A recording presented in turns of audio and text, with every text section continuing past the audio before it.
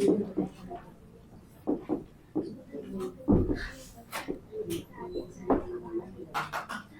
Last last class में हम लोगों ने वैदिक सिविलाइजेशन को बस शुरू किया था, जहाँ पे मैंने बताया था कि इस पूरे टॉपिक को पढ़ने के लिए सबसे पहले हमको ये शब्द के बारे में जानना पड़ेगा, आर्यंस।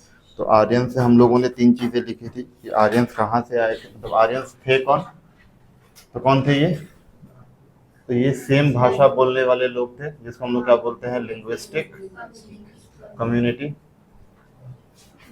कहाँ से आए थे, तो हम लोगों ने देखा कि बहुत सारा थ्योरी था, जिसमें से सबसे एक्सेप्टेबल थ्योरी क्या था आपका, सेंट्रल एशिया। और ये थ्योरी दिया किसने था, मैक्स मुलर ने। और ये क्यों आए थे, तो हमने पढ़ा था कि इनका जो मेन काम का था वो क्या था, एनिमल हस्बेंड्री, यानी कि दे वर द पैस्टोरलिस्ट पीपल।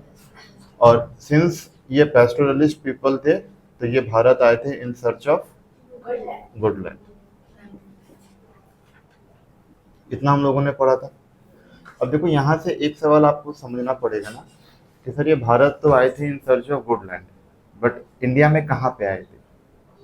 इंडिया तो बहुत बड़ा है, तो इंडिया के ईस्टर्न पार्ट में आए थे, सदर्न पार्ट में आए थे, नॉर्दर्न पार्ट में आए थे, नॉर्थ वेस्टर्न पार्ट में आए थे, साउथ ईस्टर्न पार्ट में आए थे, कहाँ पे आए थे। ठीक है, तो अब देखो इसके लिए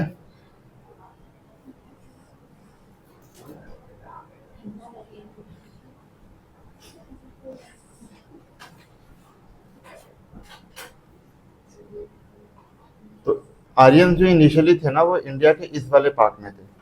ठीक है, इंडिया के नॉर्थ वेस्टर्न पार्ट में, which was surrounded by the river Indus and it's tributaries.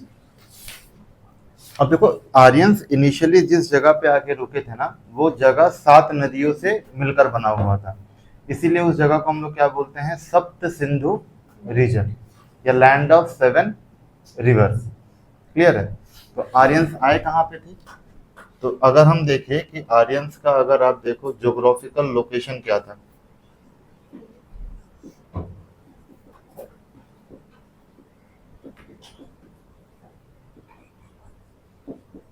तो ये आए थे आपके सप्त सिंधु रीजन में। और इसी सप्त सिंधु को हम लोग इंग्लिश में क्या बोलते हैं, लैंड ऑफ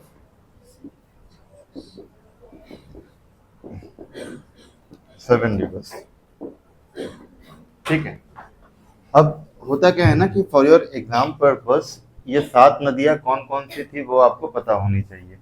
7 नदियां कैसे पता होनी चाहिए कि उस 7 नदियों का प्रेजेंट नेम क्या है और उनका ओरिजिनल नेम क्या है। तो हम 2 कॉलम बनाएंगे, जैसे आपने ज्योग्राफिकल लोकेशन अगर लिखा होगा तो उसके नीचे सप्त सिंधु।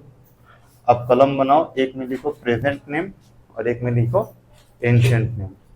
इस तरह से 2 कॉलम बनाएंगे, प्रेजेंट एंड एंशिएंट नेम करके।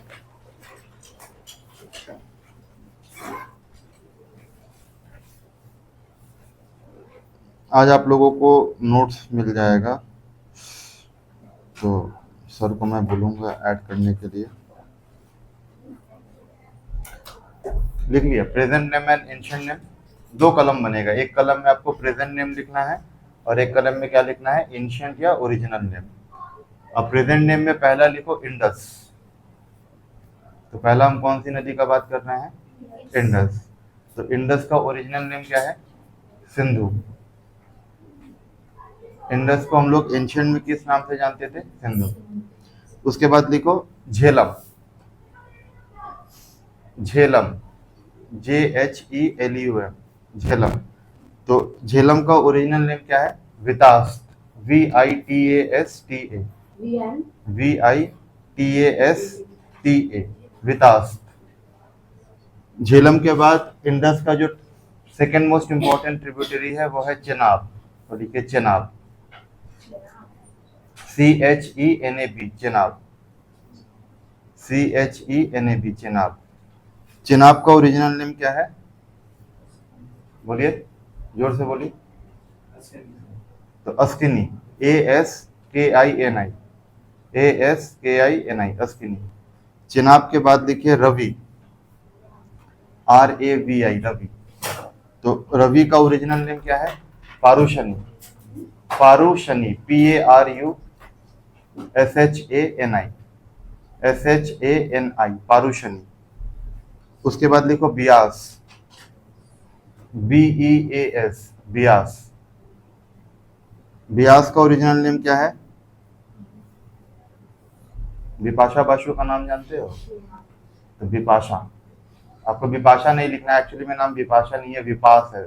बी की जगह वी कर दो खाली, विपाश, VIPASHA, VIPASHA, विपाश।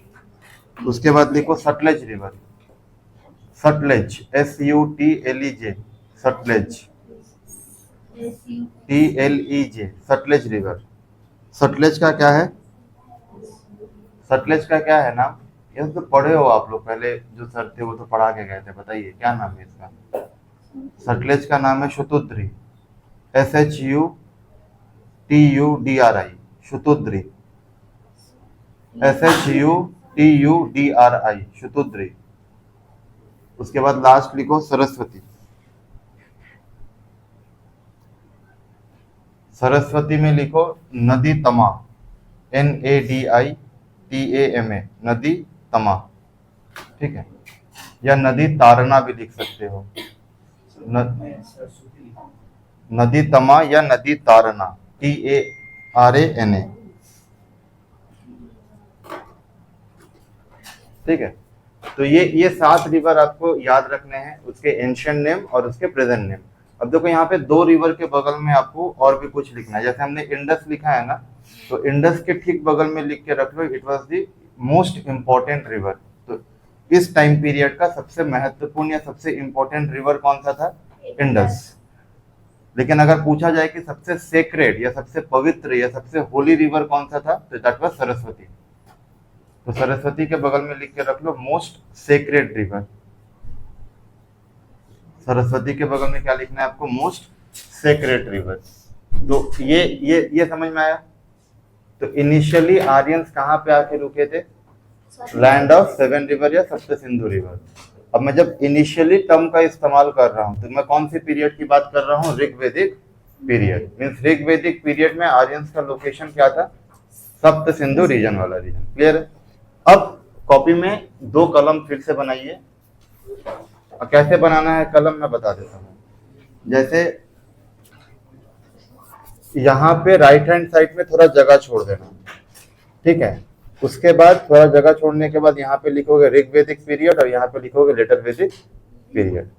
जैसे स्कूल में बनाते हो ना, तो यहाँ पे डायमेंशन लिखने के लिए जगह छोड़ देते हो, उसी तरह।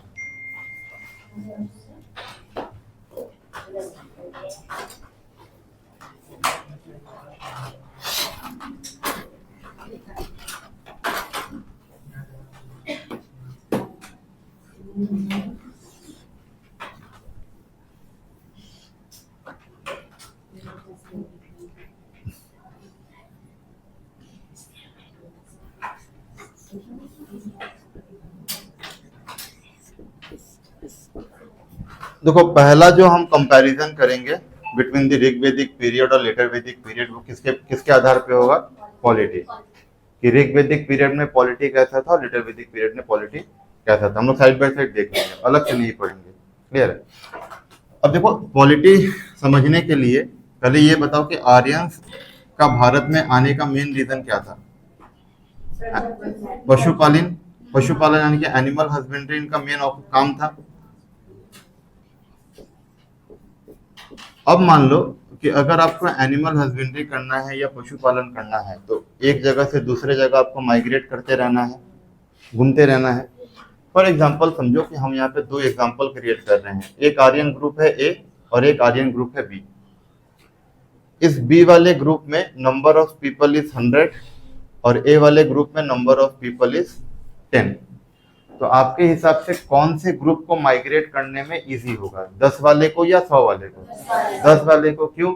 Less number of people, less number of regulations. आपसी सहमति से आप कहीं पे भी जा सकते हो। तो हम ऐसा बोल सकते हैं कि ऋग्वेदिक पीरियड में सिंस इनका मेन काम था पशुपालन, इनको एक जगह से दूसरे जगह माइग्रेट करना होता था, तो यहाँ पे जो आर्यंस का ग्रुप था वो कैसा होगा? Small group of Aryan tribe. Clear है? यहाँ पे क्या था small group of Aryan tribe, क्योंकि इनका मेन काम क्या था, पशुपालन। अब देखो इसी small group of Aryan tribe को ना एक नाम दिया गया है जिसको हम लोग बोलते हैं जन। तो small group of Aryan tribe को क्या बोला जाता है, जन। क्लियर है। तो अब देखो एक चीज और आप मेरे से पूछ सकते थे कि सर आपने बताया कि ये जो आर्यंस थे वो इनिशियली में किस जगह पे आके रुके थे, इस जगह पे, लैंड ऑफ 7 रिवर, वो इस जगह पे क्यों नहीं जा पाए, वो फर्दर अंदर क्यों नहीं घुस पाए, जा सकते थे तो क्यों नहीं जा पाए, क्योंकि देखो इंडिया का जो नॉर्दर्न प्लेन है, मीन्स जहां से गंगा ब्रह्मपुत्र और इंडस रिवर ड्रेन करती है, उस एरिया को हम लोग बोलते हैं नॉर्दर्न प्लेन। अब है क्या कि इस पर्टिकुलर एरिया में ना उस समय बहुत घने घने क्या थे, जंगल थे, फॉरेस्ट थे। और अगर आपको इस पर्टिकुलर एरिया में माइग्रेट करना है तो पहले जंगल को काटना पड़ेगा, और जंगल को काटने के लिए आपको क्या चाहिए, हथियार चाहिए, औजार चाहिए। किससे बना हुआ, आयरन से बना हुआ। लेकिन ऋग्वैदिक पीरियड में अभी तक आयरन का डिस्कवरी नहीं हुआ है। आयरन लोगों के जिंदगी में आना शुरू करेगा अराउंड 1200 बीसी। 1200 बीसी से क्या होगा, आयरन जो है वो लोगों के जीवन में आना शुरू करेगा। अब जैसे ही आयरन या लोहा लोगों के जिंदगी में आना शुरू करेगा तो हम बोल सकते हैं कि इस लोहे से आपका बाहुबली का तलवार भी बनेगा और आपका जंगल काटने के लिए औजार भी बनेगा। अब देखो इस आयरन से ना लोगों ने बनाना शुरू किया आयरन टूल, और आयरन टूल में भी सबसे इंपॉर्टेंट जो औजार बना उसका नाम था आयरन प्लाउशेयर। आयरन प्लाउशेयर का मतलब क्या होता है, लोहे का हल जिसको बोलते हैं हम लोग। क्लियर है। अब देखो आयरन आ चुका है, आयरन टूल बन चुका है, आपको नहीं लगता है कि ये लोग इस जगह पे अब जंगल काट के माइग्रेट करना शुरू करेंगे। तो लेटर वैदिक पीरियड में ना आर्यंस का जो ज्योग्राफिकल लोकेशन है वो क्या होना शुरू हुआ, आपका चेंज होना शुरू हुआ। अब आप लोग खाली सोच के बताना, जब आप नदी वाले एरिया में जो जितने भी जंगल है उसको जब आप काट दोगे तो उसकी जो जमीन है वो फर्टाइल जमीन होगी कि इनफर्टाइल होगी, फर्टाइल होगी, उपजाऊ जमीन होगी। उपजाऊ, अगर उपजाऊ या फर्टाइल जमीन है तो एग्रीकल्चर कैसा होगा, एग्रीकल्चर अच्छा होगा तो व्यापार शुरू होगा, और व्यापार शुरू होने से रेवेन्यू जनरेट होगा। तो हम बोल सकते हैं कि यहाँ पे जो लोग आए, यहाँ पे आते आते लोगों का मेन ऑक्यूपेशन क्या हो गया था, आपका agriculture, because of fertile land. अब मान लो कि आपको खुद का एक फर्टाइल लैंड मिल चुका है, तो आप अपना जमीन छोड़ के मेरे जमीन पे आके कभी खेती बाड़ी करोगे, नहीं करोगे। इसका मतलब क्या है कि फर्टाइल जमीन की वजह से अब आपको एक जगह से दूसरे जगह माइग्रेट करने की जरूरत नहीं है। क्लियर है इतना। अब मान लो कि मेरा खुद का जमीन है, मैं पहले गया, उसके बाद अपने मम्मी पापा को बुला के लेकर आऊंगा, अपने फैमिली को बुला के लेकर आऊंगा, अपने दोस्तों को बुला के लेकर आऊंगा, सबको उसी जमीन पे रखना शुरू करूंगा। तो मैं बोल सकता हूँ यहाँ पे जो आर्यन ट्राइब है वो कैसा होगा, छोटा होगा कि बड़ा होगा, बड़ा होगा। तो यहाँ पे आर्यन ट्राइब का हो गया था आपका रिलेटिवली लार्ज ग्रुप। ठीक है। अब देखो इस relatively large group of Aryan tribe को दोबारा से एक नाम दिया गया, इसको हम लोग क्या बोलते हैं, जनपद। तो जन से क्या बना आपका, जनपद से क्या बनेगा आपका, महाजनपद। तो this is the beginning of Mahajanapada. Bharat में जो 16 महाजनपद थे ना उसकी शुरुआत कहाँ से हुई है, ऋग्वैदिक पीरियड से। बहुत सारे जन को मिला के क्या बनाया गया, फिर बहुत सारे जनपद को मिला के क्या बनाया जाएगा, महाजनपद। क्लियर है, ये समझ में आ गया। अब देखिए यहाँ पे 10 लोग हैं और यहाँ पे 100 लोग हैं, 2 ग्रुप। अब बताइए कौन से ग्रुप में राजा की जरूरत होगी, 10 वाले में नहीं होगा। मान लो 10 वाले को आप रेगुलेट नहीं करोगे तो सब तो अपने मर्जी के मालिक है। तो उस 10 को भी रेगुलेट करने के लिए आपको एक किंग चाहिए, और 100 को भी रेगुलेट करने के लिए आपको एक किंग चाहिए, राजा चाहिए। इसका मतलब क्या है कि हम बोल सकते हैं कि राजा यहाँ पे भी था और राजा हमको यहाँ पे भी देखने को मिलेगा। बट उस समय हम लोग किंग नहीं बोलते थे, उस समय हम लोग क्या बोलते थे, इसको राजन। मीन्स राजन यहाँ पे भी था और राजन यहाँ पे भी था। क्लियर है। अब दोनों राजन में ना, दोनों राजा के कैरेक्टर में बहुत बड़ा डिफरेंस है। डिफरेंस क्या है कि यहाँ का जो राजा होता था वो इलेक्टेड राजा होता था, मीन्स जनता इसको चुनती थी। मीन्स मान लो कि ये 10 लोग हैं ना, ये 10 लोग ही क्या करेंगे, आपस में चुनाव करके किसी एक इंसान को क्या बना देंगे, राजा।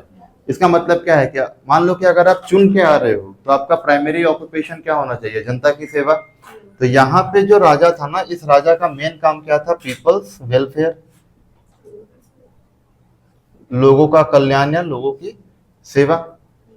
बट एज अ राजा आपको हमेशा पता होना चाहिए कि मान लो कल के डेट में आप भारत के प्रधानमंत्री बन गए तो आप सब काम खुद नहीं कर पाओगे। एक अच्छा इंसान या एक अच्छा एफिशिएंट इंसान वही होता है जो अपने कामों को डेलीगेट कर देता है। जैसे आप बड़े बड़े कभी ऑफिस में जाओगे ना, तो वहां पे क्या होता है, मान लो कल के डेट में आपने अपना बिजनेस शुरू किया, आप चाहते हो कि आपका बिजनेस बहुत अच्छा चले, तो आप सारा पावर अपने हाथ में लेके नहीं रह पाओगे। आपको क्या करना पड़ेगा, बिजनेस को एफिशिएंट करने के लिए आपको अपना पावर डेलीगेट करना पड़ेगा। क्लियर? तो उसी तरह राजा को अपने काम में हेल्प करने के लिए 3 तरह की कमेटी बनाई गई थी ऋग्वेदिक पीरियड में, जिसमें से पहला जो कमेटी है वो है आपका सभा, दूसरा क्या है यहाँ पे समिति, तीसरा इज योर विदत। सभा, समिति एंड विदत। अब इन तीनों कमेटी का मेन काम क्या था, राजा को उसके फंक्शन परफॉर्म करने में ये हेल्प करेगा कमेटी। जैसे सभा जो था,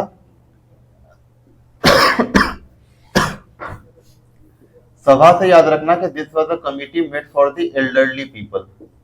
तो आपके समाज में जितने भी बूढ़े बुजुर्ग हैं उनको लेके क्या बना दिया गया, एक कमेटी बना दी। उस कमेटी को हम लोग क्या बोलते हैं, सभा।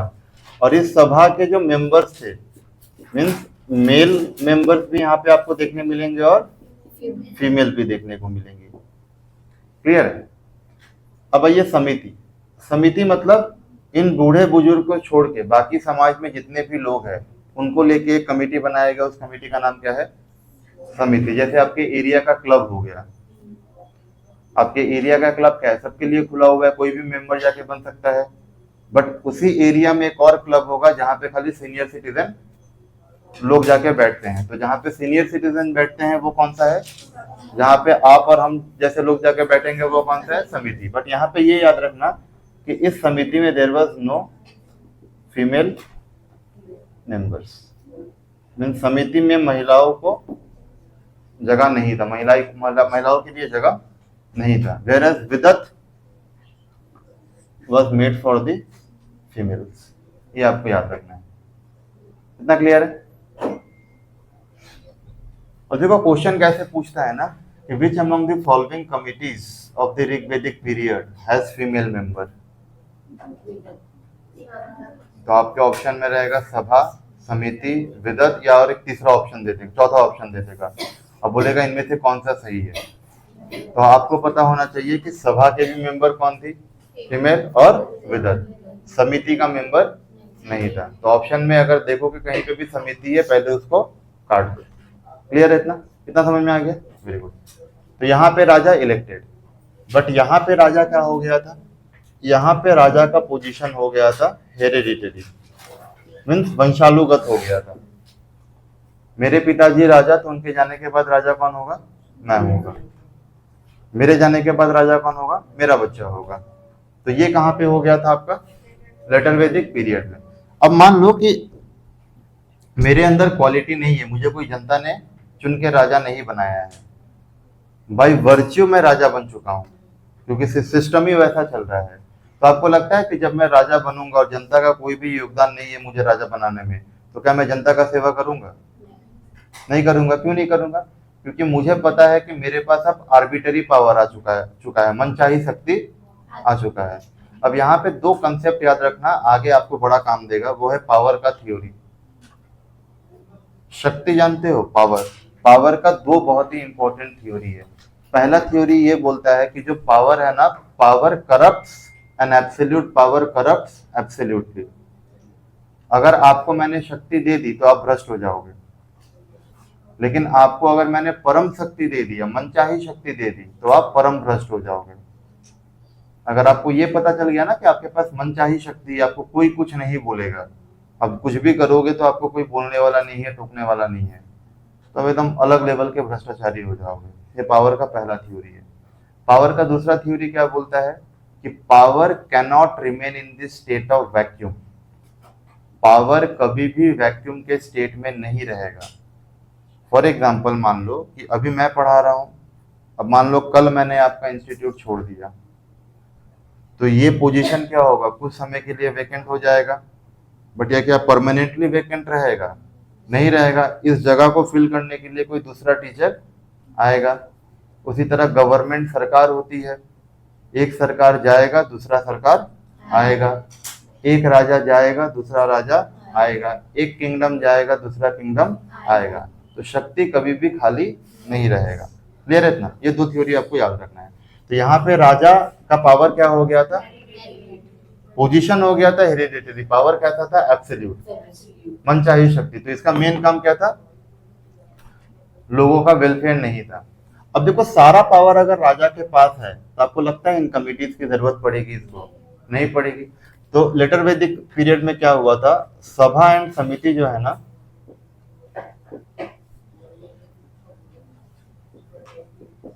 They lost their importance. इनका कोई इंपॉर्टेंस नहीं था अब,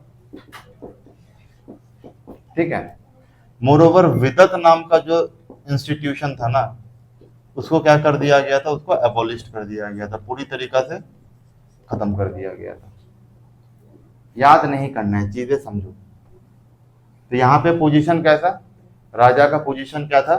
इलेक्टेड। अपने आप को इमेजिन करो एज अ किंग, क्लास में ही बैठ के। तो चूंकि आप ये आपका जो क्लासरूम है, मैं भी बैठा हूं, तो आप सबने क्या किया? चुनाव करके किसको राजा बना दिया? मुझे। अब मेरा मेन काम क्या है? आपको अच्छे से पढ़ाना, आपका कल्याण करना। क्लियर है? लेकिन मान लो कि अगर मेरे को ये पोजीशन आप लोग के थ्रू नहीं मिला होता, आर्बिटरी थ्रू मिल गया होता, फॉर एग्जाम्पल मैं राजन सर का भाई रहता, तो उसी तरह मुझे पढ़ाना नहीं आता, सर ने मुझे आपका टीचर बना दिया, तो क्या मैं कभी भी आपके बारे में सोचूंगा? नहीं सोचूंगा।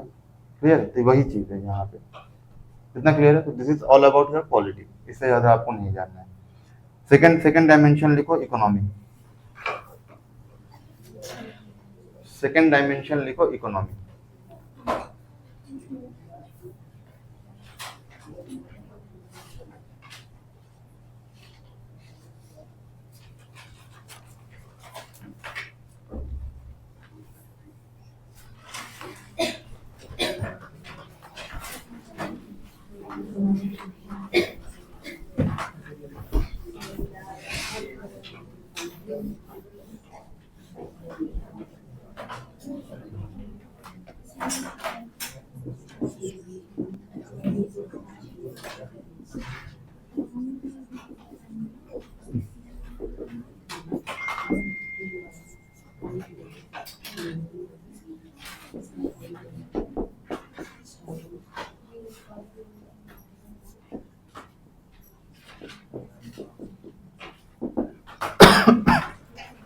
अब बताइए, ऋग्वैदिक पीरियड में लोगों का प्राइमरी ऑक्यूपेशन क्या था?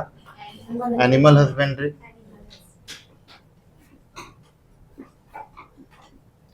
अब जब भी एनिमल की अगर हम बात करें, तो आपको यहाँ पे ये देखना पड़ेगा कि out of all the animal सबसे इंपॉर्टेंट एनिमल कौन सा था? तो it was your cattle. Cattle was the most important animal of Rigvedic period. Actually में होता क्या था ना, कि मान लो कि मैं आपको छोटा सा सिनेरियो समझाता हूँ कि आज समाज में एक इज्जतदार आदमी, मान लो कि इस क्लासरूम में मैं भी खड़ा हूं, और इस क्लासरूम में अगर मैं मुकेश अंबानी को लाके खड़ा कर दूं, तो आप किसको इज्जत वाले नजर से देखोगे? क्यों देखोगे? उसके पास क्या है? पैसा है। मुझे देखोगे, लेकिन मुझे बाद में देखोगे। पहले फर्स्ट इज्जत किसको दोगे? उसको दोगे। क्यों दे रहे हो? अगर क्योंकि उसके पास क्या है? पैसा है। आज समाज में इज्जत उसी के पास है जिसके पास क्या है? पैसा है। लेकिन इस समाज में क्या था कि जिस इंसान के पास जितना ज्यादा कैटल, उसका इज्जत समाज में उतना ज्यादा। आपके पास 5 है, मेरे पास 10 है, तो आपसे ज्यादा इज्जत किसको मिलेगा? आपसे ज्यादा स्टेटस किसके पास होगा? मेरे पास। तो कैटल का इंपॉर्टेंस इतना ज्यादा था। क्लियर है? अब देखो, आप प्राइमरी ऑक्यूपेशन आपका एनिमल हस्बेंड्री, आप सारा दिन एनिमल हस्बेंड्री कर रहे हो, आप थक जाओगे, खाने के लिए भी कुछ चाहिए, तो खाने के लिए क्या करोगे आप? एग्रीकल्चर। क्लियर है? तो यहाँ पे आपको क्या याद रखना है कि आर्यंस का या ऋग्वेदिक पीपल का जो सेकेंडरी ऑक्यूपेशन था वो क्या था?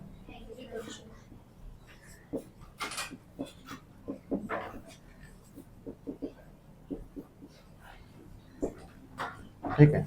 और एग्रीकल्चर में हम क्या करते हैं? Crop cultivation. तो यहाँ पे हमको कुछ इंपॉर्टेंट क्रॉप देखना पड़ेगा। जैसे यहाँ पे जो दो सबसे इंपॉर्टेंट क्रॉप थे, एक था वीट और दूसरा था barley. Now this two were the important crops of the Rigvedic period. But exam में आपको वीट और बार्ले नहीं देगा, एग्जाम में क्या देगा? इसका एंशिएंट नेम देगा। जैसे वीट को हम लोग क्या बोलते हैं? Wheat was known as godhuma. Wheat को क्या बोला जाता है? गोधुमा। वेरस बार्ले को क्या बोला जाता है? यवा। तो ऋग्वेदिक पीरियड का इंपॉर्टेंट क्रॉप क्या था आपका? गोधुमा एंड यवा। क्लियर है? अब इधर पे आ जाओ। लेटर वैदिक एज में आपके हिसाब से प्राइमरी ऑक्यूपेशन क्या होना चाहिए? क्या हो गया था? एग्रीकल्चर। Very good.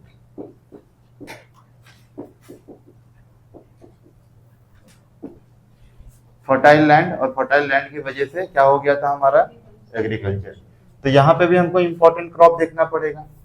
तो यहाँ पे देखो वीट और बार्ले तो था ही, ठीक है। वीट को हम लोग क्या बोलते हैं? और बार्ले को यवा। इसके साथ साथ एक और इंपॉर्टेंट क्रॉप आया था, that was your rice. Clear है? तो राइस को क्या बोलते थे? राइस को बोला जाता था व्रीही। VRIHI, व्रीही। या इसको हम लोग ये भी बोल सकते हैं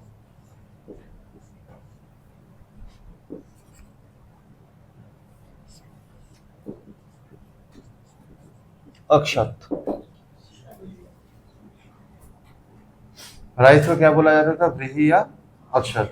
सुनते हो ना, ब्राह्मण बोलता है अक्षत ही कीजिए, यहीं से आया है। क्लियर है इतना? Very good. अब देखो, जब भी हम इकोनॉमी की बात करते हैं ना, तो इकोनॉमी का जो सबसे इंपॉर्टेंट कंपोनेंट होता है वो क्या है आपका? टैक्स। तो हमें क्या देखना है कि क्या ऋग्वेदिक पीरियड में टैक्स बोल के कोई चीज था और लेटर वैदिक पीरियड में टैक्स बोल के कोई चीज था? हमको ये समझना है। तो आपको क्या याद रखना है कि टैक्स जो दोनों जगह नहीं था, लेकिन दोनों जगह कुछ अलग चीज था। जैसे क्या है कि यहाँ पे टैक्स बोल के नहीं था, यहाँ पे था वॉलेंटरी कंट्रीब्यूशन। वॉलेंटरी कंट्रीब्यूशन का मतलब क्या है? अगर आपको मन कर रहा है तो आप राजा को कुछ दे दो, अगर आपका मन नहीं है तो मत दो।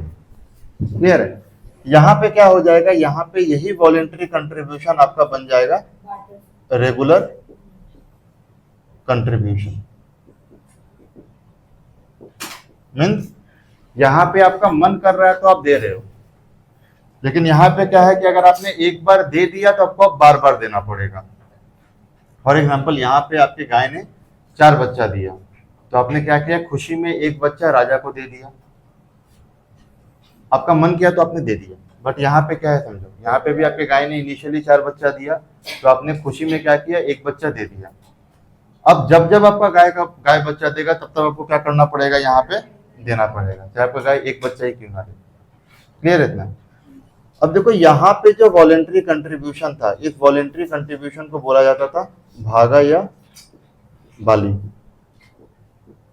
इस वॉलेंटरी कंट्रीब्यूशन का नाम क्या था? भागा या बली।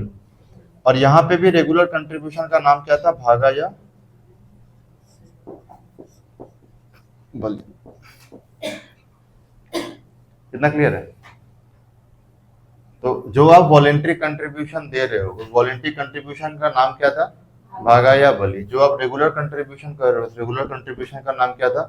भागा या बली। नाम है, नाम, और कुछ नहीं है। एक तरह का टैक्स का नाम है। टैक्स नहीं बोलते थे, क्या है? Voluntary contribution. तो वॉलेंटरी कंट्रीब्यूशन का नाम है भागा या बली। क्लियर है इतना? तो this is all about your economy. अब लिखो सोसाइटी। समाज कैसा था, ठीक है, हमको देखना है।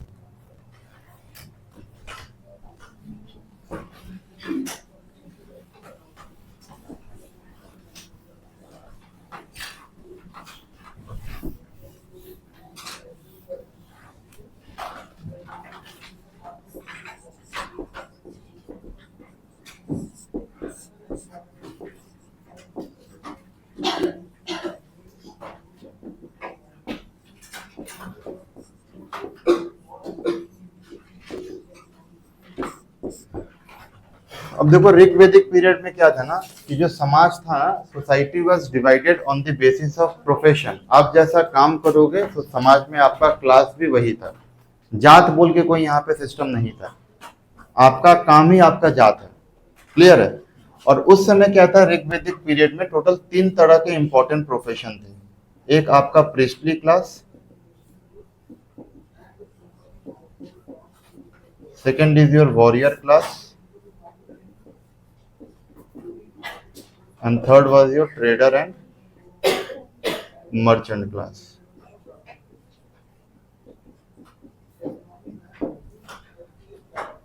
तो समाज इन 3 क्लासों में बटा हुआ था। प्रीस्टली मतलब क्या होता है, ब्राह्मण जिसको बोलते हैं। अच्छा, ब्राह्मण का मेन काम क्या है, पूजा करना। कौन बोला, कौन बोला? ब्राह्मण का मेन काम पूजा पाठ करवाना कभी था ही नहीं। पढ़ाना वगैरह। ब्राह्मण का मेन काम है टू प्रोवाइड टीचिंग्स, ज्ञान देना। ब्राह्मण ने पूजा पाठ कराने का राइट ले लिया है। ऋग्वैदिक पीरियड में क्या था ना, हर घर में जो हेड ऑफ द फैमिली होता था वही उस घर का पूजा पाठ करवाता था पहले। बट समाज आस्ते आस्ते बदलना शुरू हुआ। अभी हम देखेंगे कैसे क्या हुआ। क्लियर है। तो यहाँ पे क्या था, समाज आपका प्रोफेशन के आधार पे बटा हुआ था। आप जैसा काम करोगे आपका क्लास वैसा। मीन्स एक घर में मान लो कि मेरे पिताजी प्रीस्टली काम कर रहे हैं तो उनका क्लास क्या हो जाएगा, पंडितई वाला। मेरा जन्म हुआ तो मैं बोला कि पापा मेरे को पंडितई नहीं करना है, मैं अपना देश का सेवा करना चाहता हूँ, तो मेरा क्लास क्या हो जाएगा, वॉरियर। फिर मेरा बच्चा हुआ तो वो क्या बोल रहा है कि पापा हम ना तो पंडितई करेंगे ना हम देश की सेवा करेंगे, हम क्या देश को बचाएंगे, हम क्या करना चाहते हैं, व्यापार करना चाहते हैं। तो उनका क्लास क्या हो जाएगा। मीन्स एक फैमिली में आपको प्रीस्ट भी देखने को मिलेगा, एक फैमिली में आपको वॉरियर भी देखने को मिलेगा, एक फैमिली में आपको ट्रेडर एंड मर्चेंट भी। मीन जैसा आप काम करोगे वैसा आपका क्लास। अभी क्या हो गया है, अभी अगर कोई ब्राह्मण है तो उसके घर के सभी लोगों को हम लोग क्या बोलते हैं, पंडित ही बोलते हैं। क्लियर है। वो कहाँ पे होगा, वो होगा आपका लेटर वैदिक पीरियड में। कैसे कि यहाँ पे हो गया, यहाँ पे समाज को डिवाइड किया गया on the basis of birth, जन्म के आधार पे।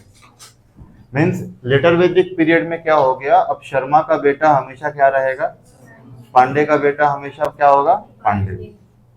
तो यहाँ पे जैसे वहां पे प्रोफेशन के आधार पे था, यहाँ पे जन्म के आधार पे हो गया, ठप्पा लग गया। वो पीके मूवी में बोलता है ना कि ठप्पा दिखाओ, तो वही वाला ठप्पा है कि आपके नाम के पीछे ठप्पा लग गया। क्लियर है। अब देखो जैसे ही समाज on the basis of birth होना शुरू हुआ, इस समाज में एक नया सिस्टम को डेवलप किया जाता है जिसको हम लोग बोलते हैं वर्ण सिस्टम।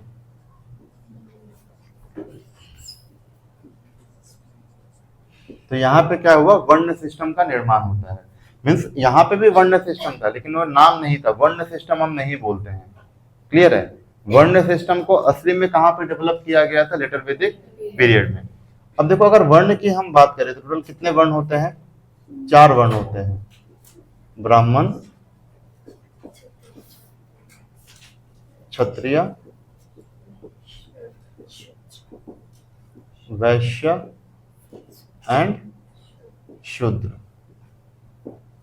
अब देखो इसका उल्लेख कैसे किया गया है वेदों में कि अगर आप एक आदि ब्रह्म को खड़ा कर दो, एक परम ब्रह्म या आदि ब्रह्म को अगर आप खड़ा कर दो, तो उस आदि ब्रह्म के मुख से जो निकला है वो क्या है, ब्राह्मण है।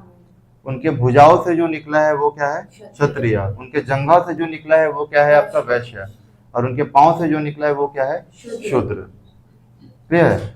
तो यहाँ पे भी सेम चीज कि ब्राह्मण मतलब प्रीस्टली क्लास। तो ब्राह्मण का मेन काम क्या है, टू प्रोवाइड टीचिंग्स, ज्ञान देना। क्षत्रिय का मेन काम क्या है, वॉरियर्स, अपने देश को बचा के रखना, अपने एरिया को बचा के रखना। वैश्य का मेन काम क्या है, ट्रेडर एंड मर्चेंट, व्यापार करना। और शूद्र का मेन काम क्या है, इन तीनों की सेवा करना। क्लियर है। आपको नहीं लगता है कि यहाँ पे समाज बहुत ज्यादा रिजिड हो चुका है। अब ब्राह्मण का बेटा हमेशा क्या होगा, अब क्षत्रिय का बेटा हमेशा क्या होगा। ठीक है। जब समाज रिजिड हो जाएगा तो इन चारों वर्ण में सबसे खराब कंडीशन किसका होगा, शूद्र का। क्योंकि हमेशा वो क्या हो जाएगा, हमेशा क्या रहेगा, वो शूद्र ही रहेगा, उसके बच्चे भी होंगे तो वो भी क्या होंगे, शूद्र होंगे। और समाज में सबसे इंपॉर्टेंट पोजीशन किसका हो गया, इन्होंने वर्ण सिस्टम बनाया खुद, और खुद को कहाँ पे रख दिया, टॉप में। क्लियर है, खुद को कहाँ पे रख दिया, टॉप में। इतना समझ में आ गया वर्ण व्यवस्था। Very good. अब देखो यहाँ पे हमने पढ़ा कि समाज में शूद्रों का कंडीशन बहुत ज्यादा खराब था। अपार्ट फ्रॉम शूद्र एक पर्टिकुलर ग्रुप ऐसा था जिसका कंडीशन और भी ज्यादा खराब था, और वो थी कौन, महिलाएं, वुमन। तो वुमन का कंडीशन यहाँ पे बहुत अच्छा था, लेकिन यहाँ पे क्या हुआ, आस्ते आस्ते करके खराब होना शुरू होता है। तो अब लिखो यहाँ पे हेडिंग देना position of women, position of women side में, पोजीशन ऑफ वुमेन। अब आप लोग बताओ, पहला लिखो पॉलिटिकल राइट, यहाँ पे लिखो पॉलिटिकल राइट, यहाँ पे भी लिखो पॉलिटिकल राइट। अब बताइए क्या ऋग्वैदिक पीरियड में महिलाओं को पॉलिटिकल राइट दिया गया था? कैसे बता सकते हो? इलेक्टेड था, सभा सभा और विधत में कौन पार्टिसिपेट कर रहा था, महिलाएं। तो यहाँ पे क्या करो, पॉलिटिकल राइट के बगल में टिक मार्क मार दो, मतलब political right was given to the womens. यहाँ पे कोई पॉलिटिकल राइट था नहीं था, क्यों, सभा उड़ गया था, विधत को कंप्लीटली एबॉलिश कर दिया गया था। यहाँ पे लिख कर रखो no political right.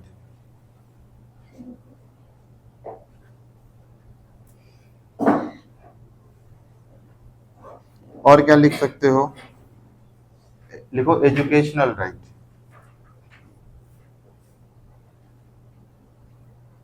Educational right.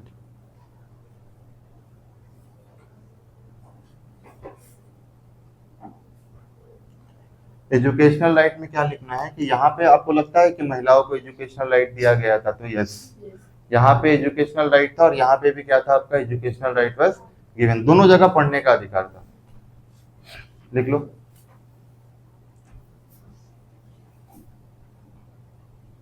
अब आ जाओ मैरिज।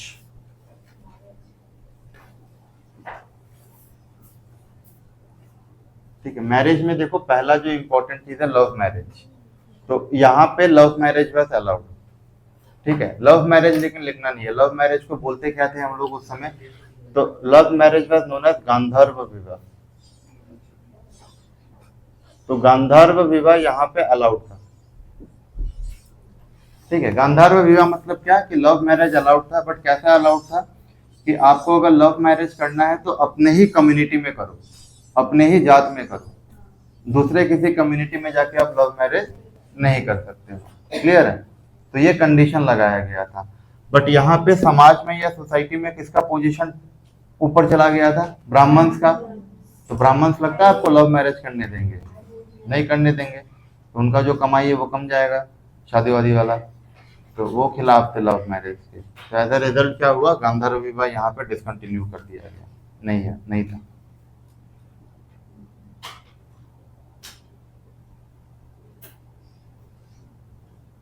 क्लियर है, फिर आ जाओ विडो मैरिज, विधवा विवाह। तो आपको लगता है कि विधवा विवाह होता होगा, हाँ? विधवा विवाह को क्या बोला जाता है, नियोग विवाह,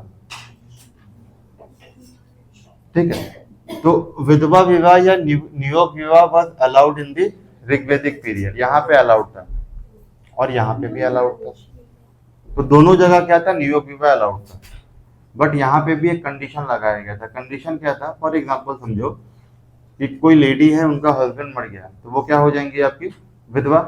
अब उनका शादी कैसे होगा, तो कंडीशन क्या था कि उस लेडी का शादी केवल और केवल उसके हस्बैंड के छोटे भाई के साथ ही हो सकता है और किसी के साथ नहीं हो सकता है, प्रोवाइडेड उस लेडी का कोई बच्चा नहीं होना चाहिए, तभी वो लेडी क्या कर सकती है, आपका शादी कर सकती है। तो नियोग विवाह यहाँ पे भी अलाउड था, नियोग विवाह यहाँ पे भी अलाउड था। लास्ट पॉइंट लिख के रखो, यहाँ पे भी कोई चाइल्ड मैरिज का एविडेंस हमको नहीं मिला है, यहाँ पे भी चाइल्ड मैरिज का एविडेंस नहीं मिला है। तो no child marriage, no child marriage.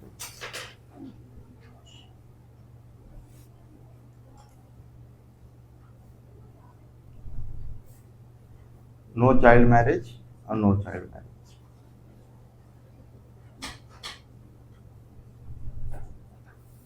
Clear है ना, कोई दिक्कत नहीं। अब केवल इसमें लिखते जाओ। ये तो हो गया जनरल चीज जो दोनों में चल रहा था। अब कुछ ऐसी चीजें हैं जो केवल यहीं पे चल रहा था। वो चीजें क्या है कि लेटर वैदिक पीरियड में कंसेप्ट ऑफ 16 संस्कार ओरिजिनेट हुआ। 16 संस्कार जो होते हैं ना, जैसे मान लो कि एक बच्चे के जन्म से लेके बच्चे के मृत्यु तक एक ह्यूमन लाइफ में टोटल हिंदू धर्म में कितने संस्कार होते हैं? 16 संस्कार होता है। जैसे जब बच्चा मम्मी के पेट में आता है तो देखते हो आजकल मॉडर्न टर्म में बेबी शावर बोला जाता है, बट हम लोग बोलते हैं चूड़ाकरण संस्कार ना, गर्भवधन संस्कार, गोद भराई जिसको बोला जाता है, क्या वो होता है? वो गर्भवधन संस्कार। फिर मुंडन होगा, चूड़ाकरण होगा, आपको जनेऊ पहनाया जाएगा, उपनयन संस्कार होगा, ठीक है, आपको खाना खिलाया जाएगा तो अन्नप्राशन होता है। उसी तरह जब बच्चा बड़ा होकर मर जाएगा, मरने के बाद आपको राख में तब्दील हो जाओगे, उस संस्कार को हम लोग बोलते हैं अंत्येष्टि संस्कार। तो एक ह्यूमन लाइफ में टोटल कितना संस्कार होता है? 16। और ये कहाँ पे आया गया था? आपका लेटर वैदिक पीरियड में। एक चीज आप लोग और भी सुने होंगे कि ब्राह्मण जब भी आप पूजा पाठ करते हो ना, तो ब्राह्मण बोलता है कि आपका गोत्र क्या है। तो गोत्र सिस्टम जो है ना, गोत्र सिस्टम भी आपका यहीं पे कंसोलिडेट किया गया था। नाउ व्हाट इज गोत्र सिस्टम? गोत्र का मतलब क्या होता है, कौन बताएगा?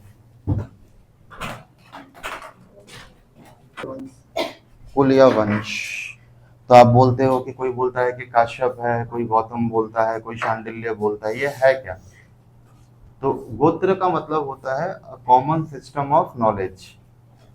मीन्स मान लो कि आपके जो ग्रेट एंसेस्टर होंगे ना, उनको जहाँ ज्ञान की प्राप्ति हुई होगी, जैसे मान लो कि मेरा गोत्र अगर काश्यप है, तो मेरे जो फोर फादर है, जो एंसेस्टर है, उनको जो इनिशियल ज्ञान की प्राप्ति हुई थी वो किसके पास हुई थी? कश्यप ऋषि मुनि के पास। उसी तरह जो गौतम बोलते हैं, उनके फोर फादर लोगों ने कहाँ से ज्ञान लिया है? गौतम ऋषि मुनि। किसी का अगर शांडिल्य है तो उन्होंने कहाँ से लिया है? शांडिल्य ऋषि मुनि से। तो ये जो कॉमन सिस्टम ऑफ नॉलेज हो ना, जिस जैसे आपका गोत्र है, इसका मतलब क्या है कि आप जो नॉलेज सिस्टम को फॉलो करते आ रहे हो, वो किस नॉलेज सिस्टम को फॉलो कर रहे हो? काश्यप ऋषि मुनि का। इसीलिए आपका गोत्र क्या है? काश्यप। क्लियर हुआ? तो गोत्र में लिख के रखो कॉमन सिस्टम ऑफ या कॉमन लिनिएज ऑफ नॉलेज। तो ये भी कहाँ पे कंसोलिडेट हुआ था? लेटर वैदिक पीरियड में। Common lineage, LINEAGE, common lineage of knowledge. Clear है इतना? और लास्ट लिख के रखो आश्रम सिस्टम। आश्रम सिस्टम। तो आश्रम सिस्टम जो भी है ना, ये भी आपका कहाँ पे शुरू किया गया था? जैसे 16 संस्कार होता है ना, उसी तरह एक ह्यूमन के लाइफ में 4 डिफरेंट फेज होता है। जैसे अभी आप लोग जिस फेज में हो, पढ़ने लिखने वाले फेज में, इस फेज को हम लोग बोलते हैं ब्रह्मचार्य।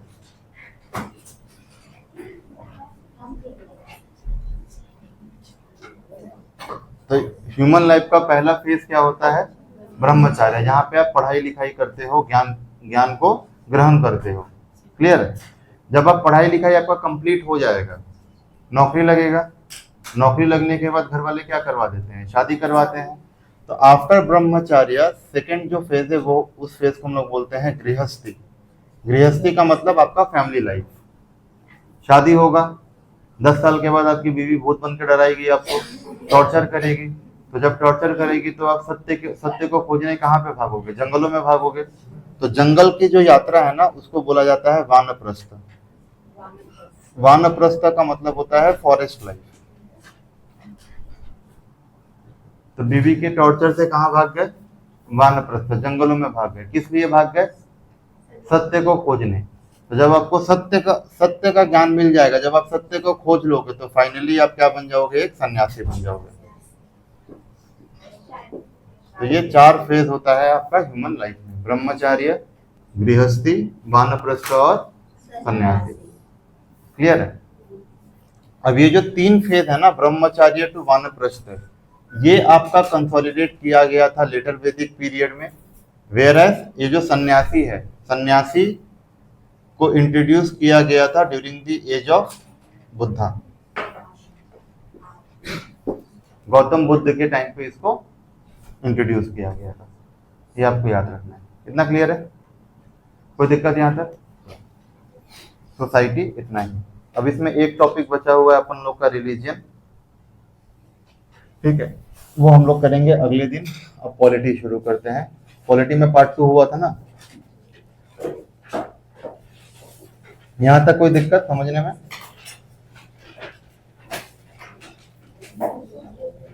मैं धर्म बता देता हूं क्या है कि मान लो कि लास्ट दिन मैंने बताया था कि ऋग्वेदिक पीरियड में केवल एक वेद लिखा गया था, ऋग्वेदा।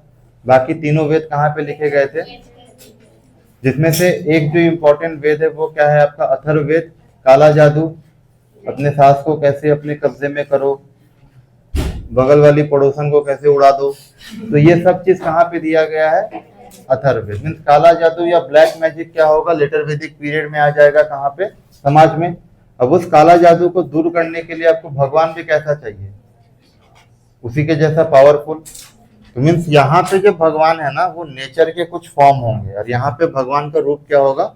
बदल जाएगा। क्योंकि समाज क्या हो रहा है? समाज बदल रहा है, तो समाज अगर बदलेगा तो आपको भगवान का रूप भी क्या करना पड़ेगा? बदलना पड़ेगा।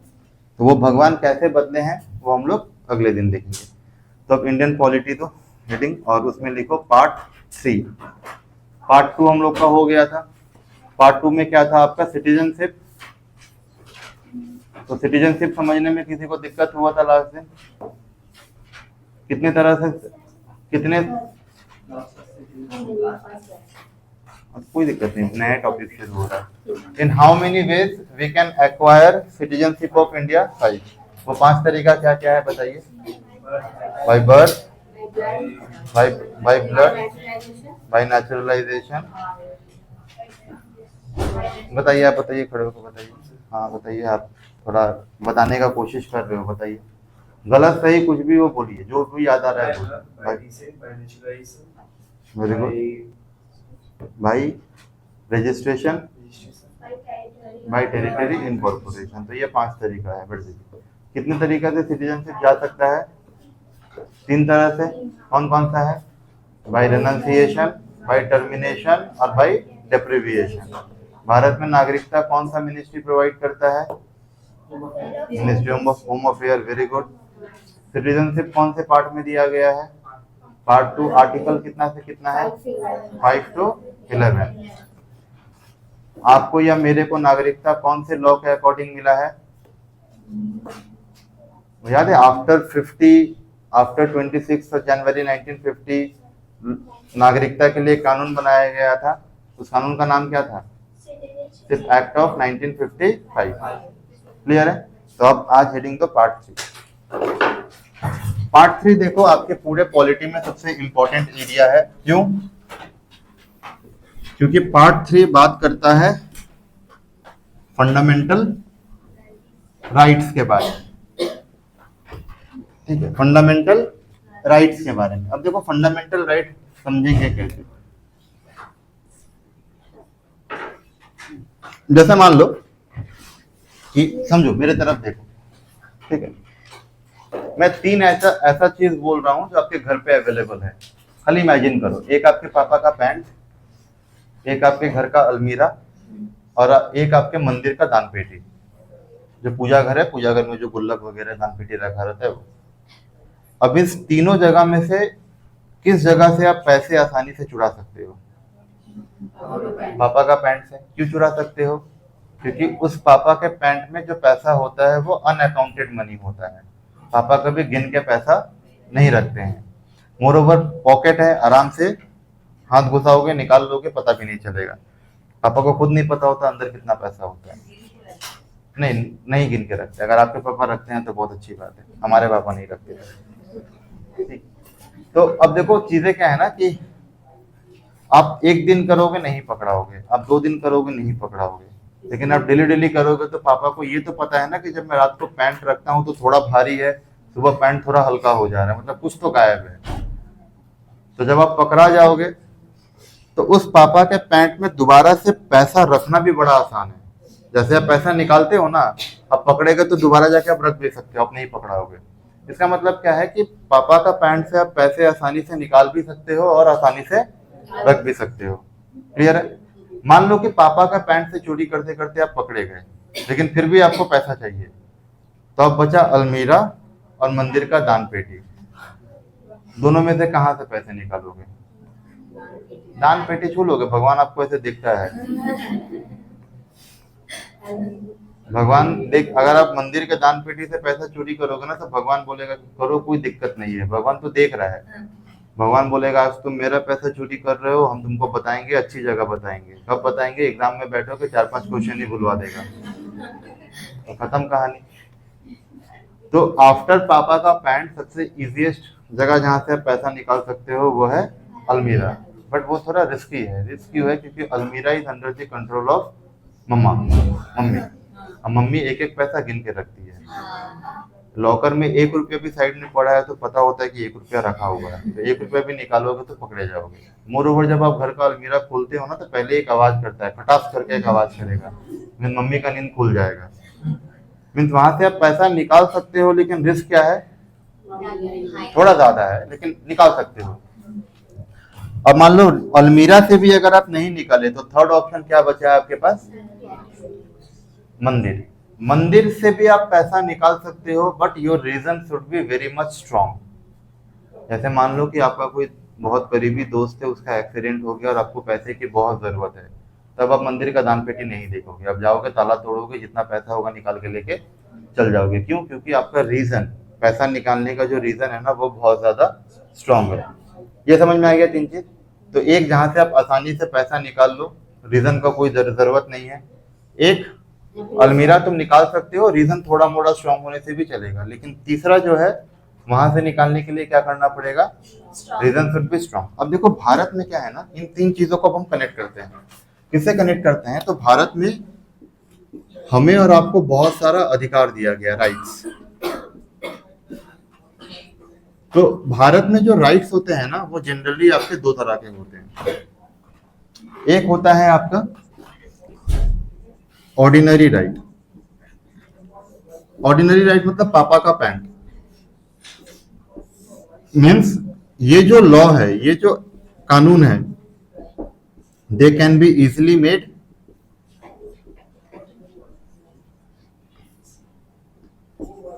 And easily repealed. मतलब आप आसानी से बना सकते हो, आसानी से इस लॉ को हटा भी सकते हो। जैसे भारत में बहुत सारे कानून है। जैसे एक कानून जो सबसे फेमस है वो है ये Mahatma Gandhi National Rural Employment Guarantee Act, MNREGA जिसको बोला जाता है, जिसमें किसी के पास काम नहीं है तो उसको 100 दिन का काम दिया जाता है, फिर उसको पेमेंट दिया जाता है। तो इसको पार्लियामेंट ने बड़े आसानी से बनाया है, और जब मन चाहे बड़े आसानी से इसको रिपील भी कर सकता है। ऑर्डिनरी राइट के अलावा दूसरा जो राइट होता है उसको हम लोग बोलते हैं कॉन्स्टिट्यूशनल, संविधानिक राइट। संविधानिक राइट फिर आपका 2 तरह का होता है, ठीक है। संविधानिक राइट में एक जो सबसे इंपॉर्टेंट हो गया, उसको हम लोग क्या बोलते हैं? फंडामेंटल, यानी कि मौलिक अधिकार। और दूसरा हो गया other rights. Other rights given by the constitution. जैसे जब आप 18 साल के हो जाओगे ना, तो आप जाके वोट में क्या कर सकते हो? वोट दे सकते हो इलेक्शन में, मीन्स राइट टू वोट। तो राइट टू वोट आपका कॉन्स्टिट्यूशनल राइट है, but it is not a fundamental right. तो अगर पार्लियामेंट को राइट टू वोट चेंज करना है ना, तो वो कर सकता है। थोड़ा परेशानी होगा, लेकिन वो आसानी से कर भी सकता है, जैसे किया भी है। पहले क्या था? पहले भारत में वोटिंग एज कितना था आपका? 21 साल। आज कितना है? 18 ईयर्स। मीन्स 21 ईयर से तो कितना किया गया है आपका? 18 ईयर्स। तो ये चीज करने के लिए ना पार्लियामेंट को क्या करना पड़ा होगा? संविधान को चेंज करना पड़ा होगा, संविधान को अमेंड करना पड़ा होगा। तो इसके लिए संविधान ने क्या किया? पार्लियामेंट ने क्या किया? 61st अमेंडमेंट एक्ट किया था, और इसी एक्ट के तहत क्या हुआ? आपका वोटिंग एज आपको 21 ईयर से 18 साल हो गया। क्लियर है?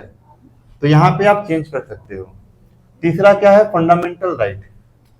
फंडामेंटल राइट में भी आप चेंजेस कर सकते हो, बट यहाँ पे चेंज करने के लिए रीजन क्या होना चाहिए? बहुत ज्यादा स्ट्रॉन्ग। मीन्स मंदिर, घर के मंदिर के जैसा है, ये बहुत ज्यादा सेक्रेड है। समझ में आ रहा है? और यही जो फंडामेंटल राइट है ना, ये आपके एग्जाम के लिए बहुत इंपॉर्टेंट एरिया है। तो पहले बेसिक चीज आपको पता होना चाहिए कि ये फंडामेंटल राइट कौन से पार्ट में दिया गया है, पार्ट 3। इस फंडामेंटल राइट का आर्टिकल क्या है, तो आर्टिकल इज 12 to 35। ये आपको पता होना चाहिए, 12 से 35। मोर ओवर ये जो फंडामेंटल राइट का कंसेप्ट है ना, इस कंसेप्ट को हम लोगों ने कहां से बोरो किया है, कहां से लिया है, तो we had borrowed it from USA. और यूएसए में फंडामेंटल राइट को हम लोग फंडामेंटल राइट नहीं बोलते हैं, उसको यहाँ वहां पे क्या बोला जाता है, बिल ऑफ राइट्स। तो ये कुछ फैक्ट आपके कॉपी में होने चाहिए कि कौन से पार्ट में है, पार्ट 3, आर्टिकल क्या है 12 से 35, और कहां से बोरो किया है हम लोगों ने, यूएसए। यूएसए में फंडामेंटल राइट को क्या बोला जाता है, बिल ऑफ राइट्स। क्लियर। अब देखो फंडामेंटल राइट ना बहुत इंपॉर्टेंट है आपके पर्सनल ग्रोथ के लिए भी, भारत के हर नागरिक के डेवलपमेंट के लिए फंडामेंटल राइट इज इंपॉर्टेंट। जैसे मेंटल ग्रोथ के लिए फंडामेंटल राइट इज इंपॉर्टेंस। क्यों? क्योंकि फंडामेंटल राइट में एक आर्टिकल है, आर्टिकल 21A, जो बोलता है भारत के हर बच्चे को राइट टू एजुकेशन मिलना चाहिए। और उसी राइट टू एजुकेशन की वजह से आज आप यहाँ पे बैठ के पढ़ रहे हो, उसी राइट टू एजुकेशन के बदौलत आपके घर वाले आपको पढ़ने भेज रहे हैं। आप अगर नहीं पढ़े लिखे होते, मान लो बचपन में आपको अगर पढ़ाई नहीं करवाया गया होता, तो क्या आपका ब्रेन या मेंटल ग्रोथ हो पाता? नहीं हो पाता। मेंटल ग्रोथ के साथ साथ फिजिकल ग्रोथ भी होना बहुत जरूरी है। अब मान लो कि बचपन से ही कोई आपका अब्यूज करे, बचपन से ही आप खेलने जा रहे हो, वहां पे कोई आदमी आपको पकड़ के मार रहा है, बचपन से ही आपको चाय के दुकान में काम लगा दिया गया, तो क्या आपका फिजिकल ग्रोथ हो पाएगा? नहीं हो पाएगा। आप सीमेंट फैक्ट्री में काम कर रहे हो तो आपका लंग्स डैमेज हो सकता है। तो भारत में चाइल्ड लेबर नहीं होना चाहिए, भारत में ह्यूमन ट्रैफिकिंग मतलब बच्चों का तस्करी नहीं होना चाहिए। ह्यूमंस को एक जगह से दूसरी जगह बेच नहीं सकते। तो कहाँ दिया गया है? फंडामेंटल राइट में। आपके स्पिरिचुअल ग्रोथ के लिए भी फंडामेंटल राइट इंपॉर्टेंस है। आप अपनी मर्जी से अपना धर्म प्रैक्टिस करते हो, भारत में कोई रोक लगाता है आपके ऊपर कि सोमवार को आपको भूतनाथ मंदिर नहीं जाने मिलेगा, मंगलवार को आप हनुमान जी के मंदिर नहीं जा पाओगे? ऐसा होता है भारत में? नहीं होता है। क्यों नहीं होता है? क्योंकि भारत में आपको अपने हिसाब से धर्म प्रैक्टिस करने की छूट मिली है। तो जब आप अपने हिसाब से धर्म को प्रैक्टिस करोगे, अपने हिसाब से पूजा पाठ करोगे, तो आपका क्या होगा? स्पिरिचुअल ग्रोथ भी होगा। जब आपका ये तीनों ग्रोथ होना शुरू हो जाएगा तो आप एक बहुत बेहतरीन इंसान बन जाओगे। तो fundamental right, mental growth, physical growth और स्पिरिचुअल ग्रोथ, इन तीनों के लिए इंपॉर्टेंस है, इसीलिए इसको हम लोग पढ़ते हैं। क्लियर है इतना? नहीं 12 से ही, हम 12 से ही शुरू करेंगे। 14 से है फंडामेंटल राइट, 14 से है, लेकिन उसके पहले भी 2 आर्टिकल है, आर्टिकल 12 और 13, वो बहुत इंपॉर्टेंट है। जब तक आप आर्टिकल 12 और 13 ना समझो तब तक 14, 15, 16, 17 समझने का कोई मतलब नहीं है। क्लियर है इतना? अब आइए, ये तो हो गया थोड़ा बेसिक चीजें जो हमने पढ़ा। अब heading the types of fundamental right, कि भारत में आपको कितने तरह का फंडामेंटल राइट मिला है।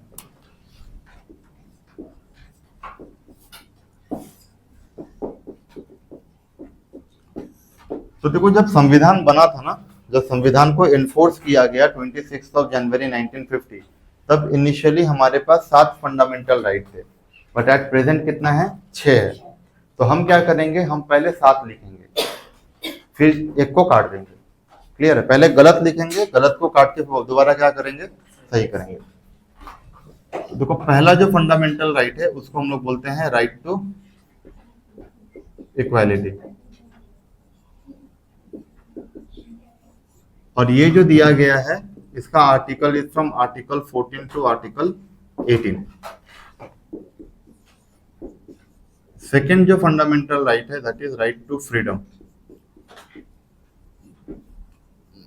और ये आता है आपका आर्टिकल 19 से लेके आर्टिकल 22। थर्ड है आपका राइट अगेंस्ट एक्सप्लॉयटेशन। किसको लगा?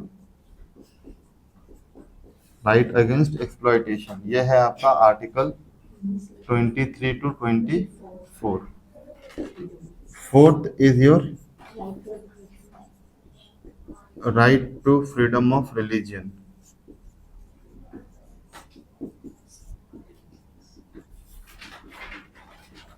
ये है आपका आर्टिकल 25 से लेके 28. Fifth is your cultural and educational right.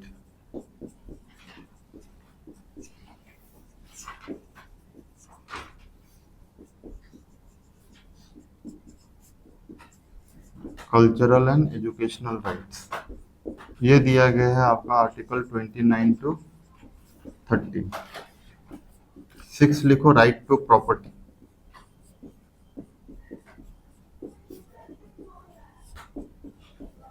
ये था आपका आर्टिकल 31 में. फाइनली 7 लिखो, राइट टू कॉन्स्टिट्यूशनल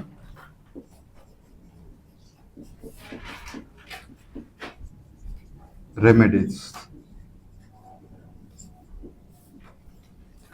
ये था आपका आर्टिकल, ये है आपका आर्टिकल 32 में. तो इनिशियली ये 7 fundamental right was there in the constitution. Right to equality, right to freedom, right against exploitation, right to freedom of religion, cultural and educational right, right to property और right to constitutional remedies. But देखो हमने article क्या लिखा है, but part 3 का article कहाँ से शुरू हो रहा है, 12 से. अब देखो ये सारे जो अधिकार है ना, याद रखना, ये सारे अधिकार आपको दिया गया है against the state.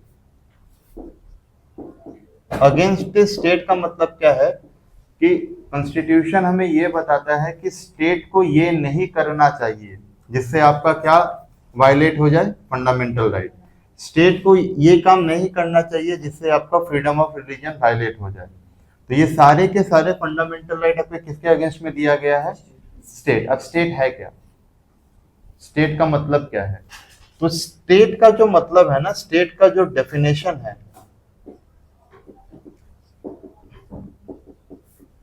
Definition of state, ये कहां पे दिया गया है, तो it is given in article 12 of the Indian constitution.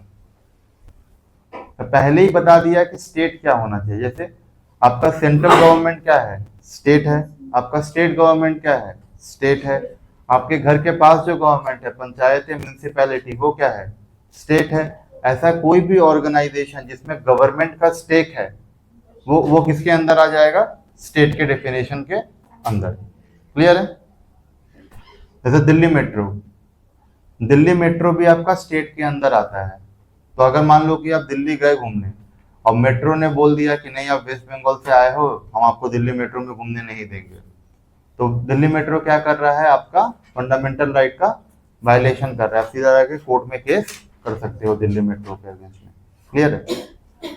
तो डेफिनेशन ऑफ स्टेट समझ में आ गया. Very good.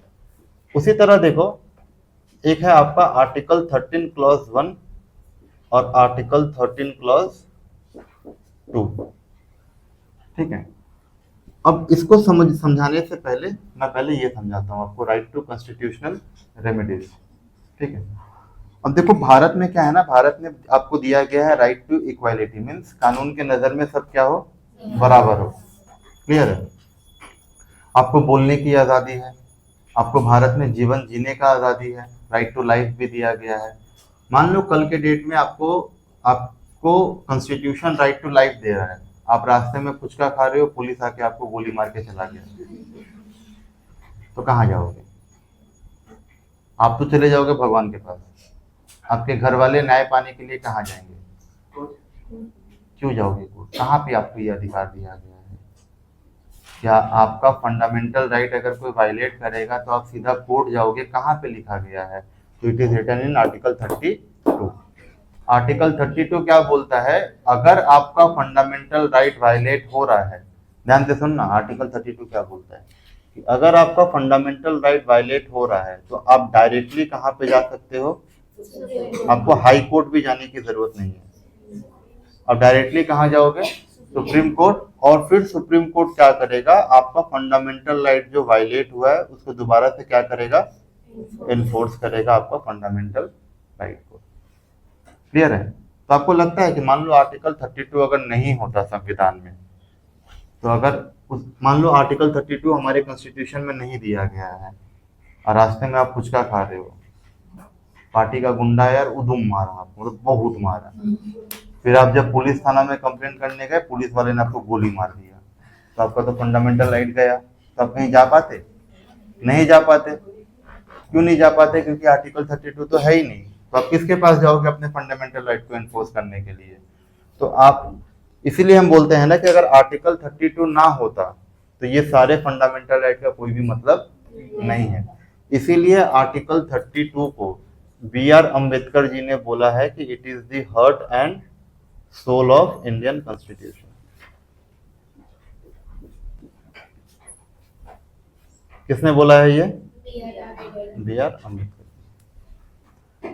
Heart and soul of Indian constitution. अभी तक जितना भी हम लोगों ने पढ़ा है समझ में आ रहा है चीजें? मतलब बोरिंग बोरिंग नहीं लग रहा है? तो क्योंकि ये सब सब्जेक्ट ऐसे हैं कि जो बच्चे अभी 10 में पढ़ रहे हैं उनको लिए तो ठीक है कि आप लोग अभी तक पढ़ रहे हो, लेकिन जो ग्रेजुएशन में हो, जैसे आप ग्रेजुएशन में हो, आप ग्रेजुएशन में, अभी ग्रेजुएशन में हो, आपका कंप्लीट हो चुका है, तो आप लोग के लिए हो सकता है ये थोड़ा बोरिंग हो, क्योंकि आप लोग का ये सब छूट गया है। क्लियर है? कितना क्लियर है? अब देखो आर्टिकल 13 क्लॉज 1 क्या बोलता है कि भारत में अगर कोई ऐसा लॉ है जो आजादी के पहले का है। आजादी का पहले का मतलब क्या है? मैं ऐसे लिख सकता हूं, pre constitutional law. Pre constitutional law का मतलब क्या है? संविधान बनने से पहले का अगर भारत में कोई कानून है और वो कानून क्या कर रहा है? आपके फंडामेंटल राइट को वायलेट कर रहा है। वायलेट का स्पेलिंग क्या है यार? क्या है वायलेट का स्पेलिंग? हाँ, वायलेट फंडामेंटल राइट। कभी ऐसा हुआ कि स्पेलिंग भूल गया हो एक दो, फिर याद ही नहीं आता है? मेरे साथ बहुत होता है। तो आर्टिकल 13 क्लॉज 1 मैंने क्या बोला कि भारत में अगर कोई एक प्री कॉन्स्टिट्यूशनल लॉ है, मीन संविधान बनने के पहले का लॉ है, और वो लॉ आज के डेट में क्या कर रहा है? आपके फंडामेंटल राइट को वायलेट कर रहा है, तो इस तरह के लॉ को सुप्रीम कोर्ट क्या डिक्लेयर कर देगा? नल एंड वॉइड या इनवैलिड डिक्लेयर कर देगा। क्लियर है? कि भारत में ऐसा कोई भी लॉ नहीं होना चाहिए जो आपके फंडामेंटल राइट को वायलेट करे। अगर ऐसा कोई लॉ है तो उसको कोर्ट क्या डिक्लेयर कर देगा? इनवैलिड। यह आर्टिकल 13 क्लॉज 1 बोल रहा है कि अगर कोई प्री कॉन्स्टिट्यूशनल लॉ है और वो लॉ अगर आपके मौलिक अधिकार को वायलेट कर रहा है तो कोर्ट क्या डिक्लेयर करेगा? Null and void. 13 क्लॉज 2 क्या बोलता है? सब कुछ सेम है कि भारत में अगर कोई लॉ है, लेकिन ये लॉ कैसा होना चाहिए? पोस्ट कॉन्स्टिट्यूशनल लॉ, मीन संविधान बनने के बाद। अगर भारत में कोई पोस्ट कॉन्स्टिट्यूशनल लॉ है और वो लॉ आपके फंडामेंटल राइट को क्या कर रहा है, तो उसको दोबारा से क्या डिक्लेयर कर दिया जाएगा? नल एंड वॉइड, यानी कि इनवैलिड। तो ये समझ में आ गया आर्टिकल 13 क्लॉज 1 एंड 13 क्लॉज 2? समझ में आ गया?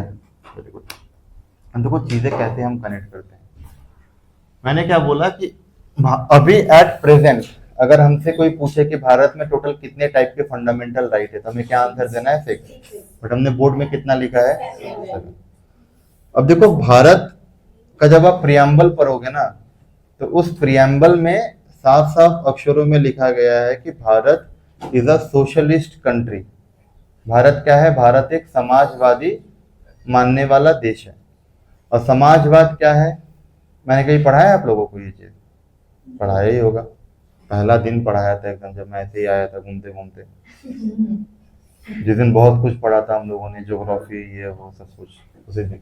तो समाजवाद का मतलब क्या है कि समाजवाद, मान लो कि इस क्लास में हमको अगर सोशलिस्ट लेकर आना है, तो सोशलिज्म का पहला प्रिंसिपल क्या बोलता है कि इस क्लासरूम में सारे बच्चे क्या होंगे? इक्वल होंगे, बराबर होंगे। किसी का कोई जात नहीं होगा, किसी का कोई धर्म नहीं होगा, किसी का कोई क्लास नहीं होगा।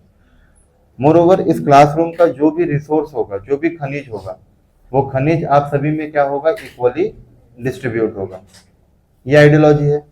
अब सेम आइडियोलॉजी भारत भी मान रहा है, बट प्रॉब्लम क्या था कि जब देश आजाद हुआ ना हमारा, तब हमारे देश में बहुत बड़े बड़े जमींदार थे, मतलब ऐसे जमींदार जो 500-500 बीघा जमीन लेकर बैठे हुए हैं। वहीं पे आप लोग हो जिनके पास जमीन, एक भी जमीन नहीं है। तो हमारा तो समाजवादी विचारधारा फेल हो जा रहा है, क्योंकि एक इंसान के पास 5 बीघा जमीन है, बाकी इंसान के पास 1 बीघा भी नहीं है। तो सरकार ने क्या बोला, सरकार बहुत समय से अटेम्प्ट कर रहा था कि वो जो जमीन है ना, वो जमीन क्या करे, जमींदारों से लेके किसको दे दे, आम जनता को दे दे, बट कर नहीं पा रहा था। क्यों नहीं कर पा रहा था? क्योंकि राइट टू प्रॉपर्टी क्या था हमारा, फंडामेंटल राइट। सरकार कोई एक्शन करने जा रहा है तो वो इंसान क्या कर रहा है, कोर्ट में केस कर दे रहा है कि गवर्नमेंट क्या कर रहा है, मेरा आर्टिकल 31 का वायलेट कर रहा है। कोर्ट उस चीज को दबा दे रहा था। फिर गवर्नमेंट क्या बोला, पार्लियामेंट क्या बोला कि सारा प्रॉब्लम जो है वो आर्टिकल 31 है, इसी को उड़ा दो। हम बोलते हैं हम लोग, ना बांस ना रहेगा, बांस ना बजेगी बात होगी, बस वही है कि बांसी को खत्म कर दो, इसी को उड़ा दो। तो इसको कैसे उड़ाया गया? तो संविधान, कॉन्स्टिट्यूशन को अमेंड किया गया 44th अमेंडमेंट एक्ट 1978। तो 1978 में संविधान में एक अमेंडमेंट किया गया। उस अमेंडमेंट का नाम क्या है, 44th अमेंडमेंट एक्ट। और इस अमेंडमेंट एक्ट से क्या किया गया, राइट टू प्रॉपर्टी को रिमूव कर दिया गया from the list of fundamental right. अब right to property fundamental right नहीं है, it is a legal right under article 300A of the Indian constitution. पहले राइट टू प्रॉपर्टी आर्टिकल 31 में था, अब राइट टू प्रॉपर्टी कौन से आर्टिकल में है, 300A। 300A में है। क्लियर है इतना? तो एट प्रेजेंट कितने फंडामेंटल राइट है? 6। कोई दिक्कत यहां तक नहीं। तो आज हम लोग एक आर्टिकल सिर्फ लिखेंगे, वो है आर्टिकल 14। देखो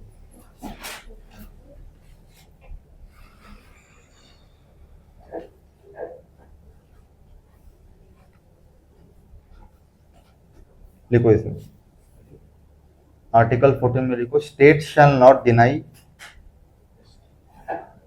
state shall not deny any individual INDIVIDUAL any individual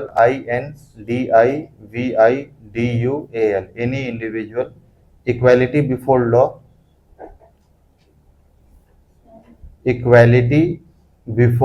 law and equal protection of law,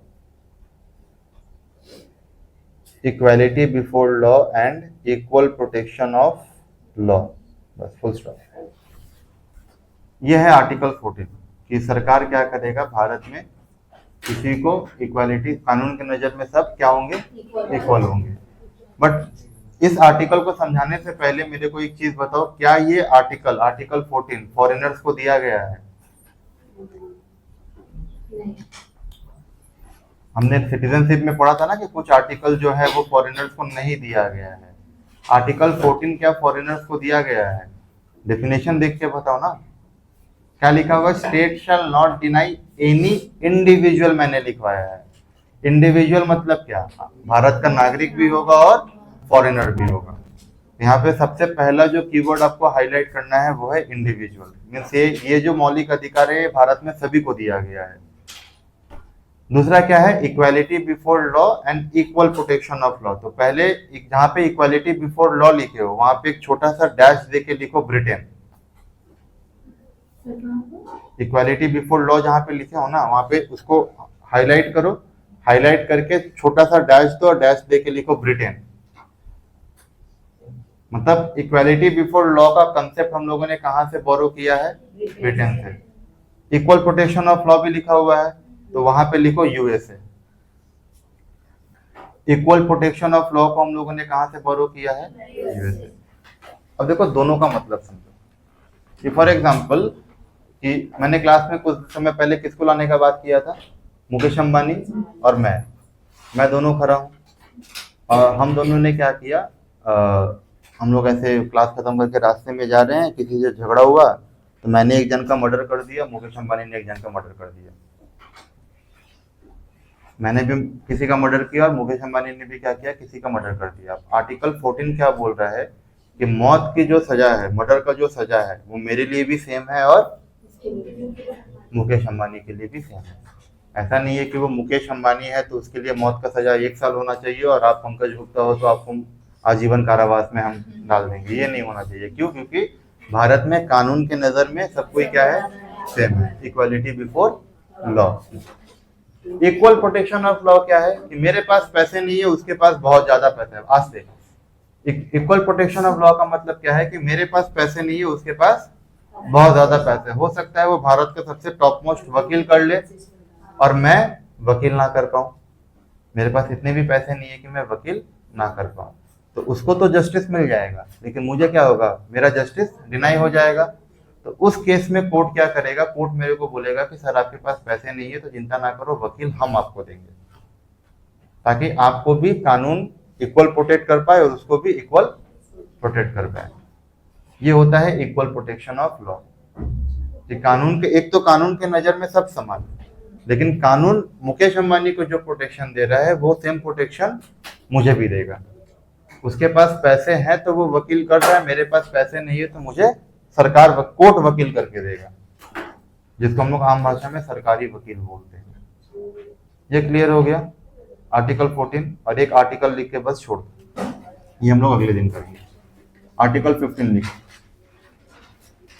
article 14 समझ में आया सबको?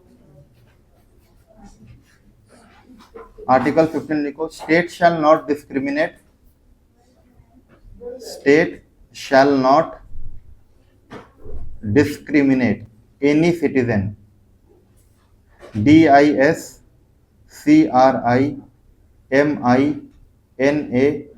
आप लिख नहीं रहा, वो लिख रहा है। वैसा होता है। अब मान लो कि वो ग्रेजुएशन का एग्जाम देने जाओगे, वो अपना पेपर में लिखेगा तो आपको नंबर मिल जाएगा। क्लियर ना करो ना, समय का बर्बादी है ये। प्रोफेशनल लाइन पे ये स्कूल कॉलेज का पढ़ाई नहीं है कि आप एक बार रफ करोगे, एक बार फेयर करोगे। जब प्रोफेशनल लाइन का पढ़ाई में उतरोगे ना, तो आपका हर घंटा, हर मिनट इज इम्पोर्टेंट। आप घर पे जाके जो 1 घंटा फेयर करने में लगाओगे ना, उस 1 घंटा में आप दूसरा सब्जेक्ट पढ़ लोगे और ये कोई काम नहीं देगा। जब आपको नौकरी लग जाएगा ना, इसको रद्दी के भाव में फेंक दोगे नोट्स को।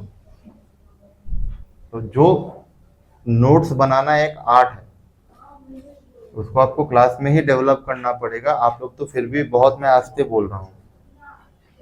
हम लोग जहाँ पढ़ते थे ना दिल्ली में, वहाँ पे एक दिन में हम लोग 5-5 हजार वर्ड्स लिखते थे बैठ के। 5,000, 7,000, 6,000 वर्ड हमको लिखना ही पड़ता था, कि हमारा पेपर वैसा था।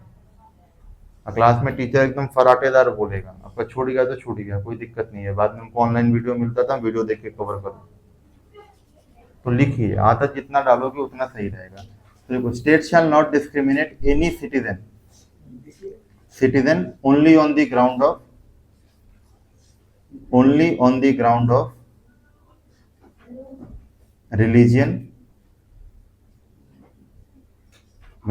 religion, comma, race, RACE, race, comma, sex, RACE, race, comma, sex, comma, caste, or place of birth, or any of them. Place of birth जहां पे आपका जन्म हुआ है, प्लेस ऑफ, और एनी ऑफ देम। पहले तो ये बताइए, क्या ये आर्टिकल फॉरेनर्स को दिया गया है? सिटीजन बोला गया है। तो यहाँ पे पहला कीवर्ड क्या हाईलाइट करोगे? सिटीजन। ये आर्टिकल क्या बोलता है कि भारत में आपके साथ कोई भी भेदभाव नहीं होना चाहिए। और किस आधार पे भेदभाव नहीं होना चाहिए? अगर आप एक पर्टिकुलर धर्म के हैं, आपका एक पर्टिकुलर नस्ल है, रेस है, आप एक पर्टिकुलर कास्ट को बिलोंग कर रहे हैं, आप महिला हैं या पुरुष है, आपका जन्म वेस्ट बंगाल में हुआ है, तमिलनाडु में हुआ है, कहीं पे भी हुआ क्यों ना हो, आपको इस ग्राउंड के ऊपर सरकार आपके साथ कभी भी भेदभाव नहीं करेगी। तो आर्टिकल 15 बात करता है आपका डिस्क्रिमिनेशन के ऊपर, भेदभाव के ऊपर। क्लियर है? अभी देखो यहाँ पे एक चीज लिखा है कि सरकार आपसे सेक्स के आधार पे भेदभाव नहीं करेगी, मेल या पुरुष के आधार पे भेदभाव नहीं करेगी। लेकिन कभी देखे हो कि आर्मी का जो कॉम्बैट रूल होता है, जहाँ पे आर्मी के जवान बॉर्डर पे लड़ते हैं, वहां पे कभी सुने हो कोई महिला लड़ रही है? आपको नहीं लगता कि ये भेदभाव है? क्या दिक्कत है, महिला क्यों नहीं कर सकती है? आपको लगता है कि ये भेदभाव है? ये बिल्कुल भी भेदभाव नहीं है। क्यों नहीं है? क्योंकि आप महिला तो हो, आपसे सरकार या आपसे आर्मी केवल महिला के आधार पे आपसे भेदभाव नहीं कर रही है। सरकार क्या कर रही है, उस महिला के साथ एक और ग्राउंड ऐड कर रही है, जो है बायोलॉजिकल फैक्टर। एक पुरुष का बॉडी और एक फीमेल का बॉडी में जमीन आसमान का फर्क है। मोर ओवर एक महिला को हर मंथ एक पीरियड आता है 7 दिन का, जहाँ पे उनको मेंस्ट्रुएशन से गुजरना पड़ता है, जिसको आम भाषा में हम लोग पीरियड्स बोलते हैं।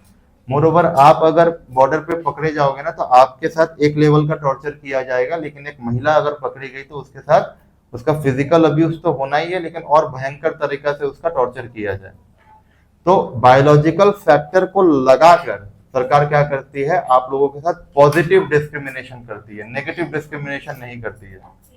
भारत में पॉजिटिव भेदभाव इज अलाउड, नेगेटिव भेदभाव अलाउड नहीं है। और आर्मी का जो कॉम्बैट रोल है ना, उसको हम लोग बोलते हैं पॉजिटिव डिस्क्रिमिनेशन। आपके भले के लिए कॉम्बैट रोल नहीं देती है। कॉम्बैट रोल को छोड़ के सारे जगह पे यू विल फाइंड वुमन, वहां पे कोई भेदभाव नहीं है। आर्मी तो बोलता है कि आप आओ, अगर आपके अंदर सहन शक्ति है, आप अगर 40 किलो का पिट्ठू उठा के दौड़ सकते हो, सेम ग्राउंड पे, जो जितना मेहनत या जितना वर्कआउट या जितना पूरा प्रोसेस जो एक मेल फॉलो कर रहा है, सेम प्रोसेस अगर आप फॉलो कर पा रहे हो, आप आइए, आर्मी खुला है आपके लिए।